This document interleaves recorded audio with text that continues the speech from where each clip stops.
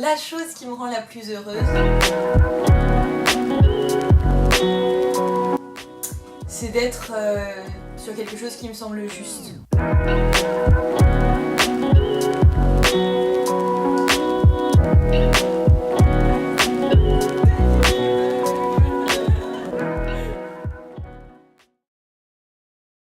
Ce qui me rend heureuse, c'est quand j'ai vraiment la sensation d'arriver à sortir du conditionnement.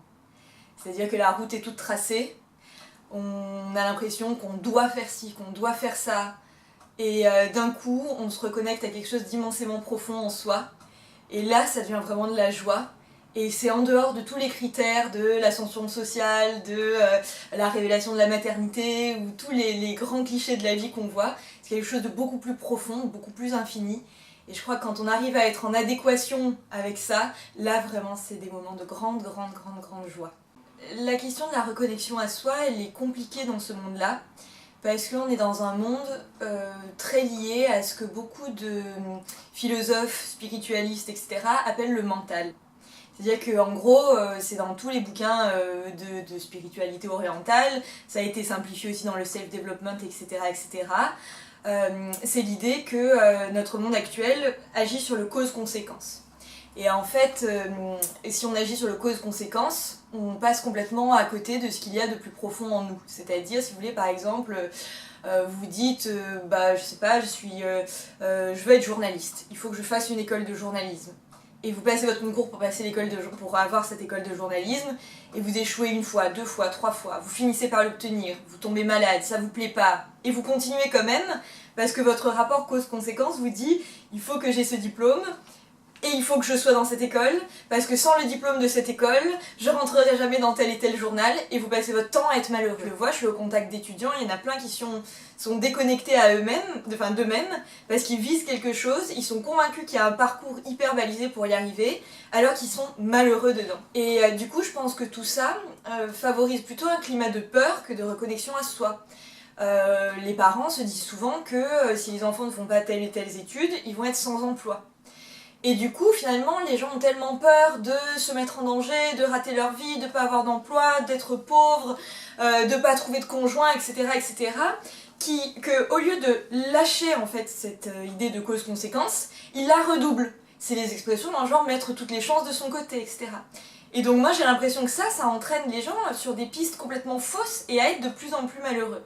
Si on lâchait le lien de cause à effet, la contrainte, pas la prédisposition, le poids des présupposés, etc.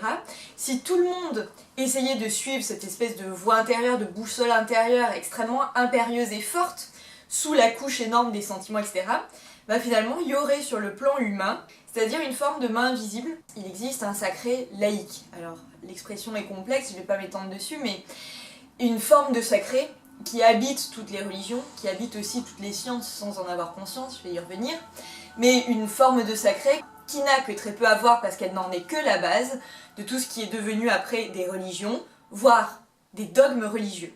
Donc si vous voulez, il y a une espèce de sacré qui est en fait une évidence du monde pour tout un chacun, mais que beaucoup ne perçoivent plus à cause de l'endoctrinement qui est le nôtre. Mais il y a une forme de sacré qu'on rencontre au quotidien, qui a conduit certains à écrire des textes magnifiques, et en gros les textes qui ont fondé les principales religions, au-delà du monothéisme, largement au-delà. Il y a cette évidence du sacré dans le quotidien qui a donné lieu à des gens qui en ont rendu compte par les textes. Et sur ces textes, en fait, il y a des gens qui ont édifié des religions, et donc là, ça a été le versant politique. Si vous voulez, à un moment, si vous prenez l'Empire romain, quand l'Empire romain est devenu chrétien, il a fallu coordonner politiquement des peuples qui avaient rien à voir de tous les côtés de la Méditerranée et qui avaient rien à voir entre eux. Donc ça crée une dimension politique. Et après, donc, pour que les gens se conduisent à peu près bien, je caricature, mais il faut un dogme. Et vous comprenez que la distance entre le dogme religieux et le sacré qui préside à l'écriture des premiers textes somptueux, il y a un monde, quoi. La construction qu'il y a eu, il faudrait l'épurer de tout ce qu'il y avait de dommageable, voire même l'oublier ou ne pas la connaître, pour faire l'expérience intime du sacré, sans que la science nous dise « oui, on s'est construite à contrario des religions, donc nous, on va nier le sacré puisque c'est le fondement même des religions ». Il y a un sacré préalable. Jusqu'au dogme, il y a un monde énorme qui a créé plein de questions politiques. Ce qu'il faut faire, c'est se libérer de toute cette strate-là, la strate du post-sacré qui va construire les dogmes, et après nous, on est victime d'un deuxième mouvement, enfin, victime entre guillemets, qui est celui de la science, qui a dit, et en plus nous les religions, on les rejette parce qu'elles se fondent sur le sacré, donc on rejette le sacré. Donc on a toutes les religions qui se sont érigées en dogme, qui a été plutôt castrateur pour l'homme qu'autre chose, et par-dessus la science qui a dit, et en plus on rejette les religions, sous l'angle du sacré, donc on crée une religion sans sacré. En soi, la méthode scientifique est extraordinaire et c'est une chance pour l'avenir. Le problème, c'est son érection à contrario par rapport à la religion, et le fait que du coup, elle s'est mise à rejeter le sacré, et du coup, ça a fait de la science qui était censée être contre les dogmes, un nouveau dogme. Est-ce que ça va finalement nous faire habiter dans des sociétés archaïques que de nous reconnecter entre nous via le sacré? Est-ce que finalement, comme dans un film comme dans La Belle Verte, le but c'est de vivre au milieu des champs, etc. etc. Bah, en fait, il y a une autre voie de compréhension du phénomène, puisque ce monde que décrivaient les sages, les rishis de l'Inde, c'est en fait exactement ce que décrivent c'est ce que décrivent les scientifiques dans le monde quantique. C'est-à-dire que la science, même en voulant s'opposer à tout ce qu'il y avait de sacré, a remarqué que sous le monde matériel, si on regardait, donc je crois que c'est en dessous de l'échelle de Planck, à 10-37, il n'y avait plus de manière de mesurer. Donc on est dans l'infiniment petit. Et à cette échelle de l'infiniment petit, rien n'est fixé en tant que forme. Tout est potentiel. Tout est en fait vibration d'information. Et en fait, il y a, vous savez qu'en physique quantique, c'est l'observateur qui donne la forme. Vous savez que quand on observe, donc il y a une expérience, c'est l'expérience des fentes. Quand on fait passer donc une particule par deux fentes, elle passe à l'état quantique par les deux fentes en même temps. Et si elle est observée, elle choisit l'une ou l'autre. Et ben en fait, on baigne dans un truc où on est complètement en échange collectif de particules, quoi.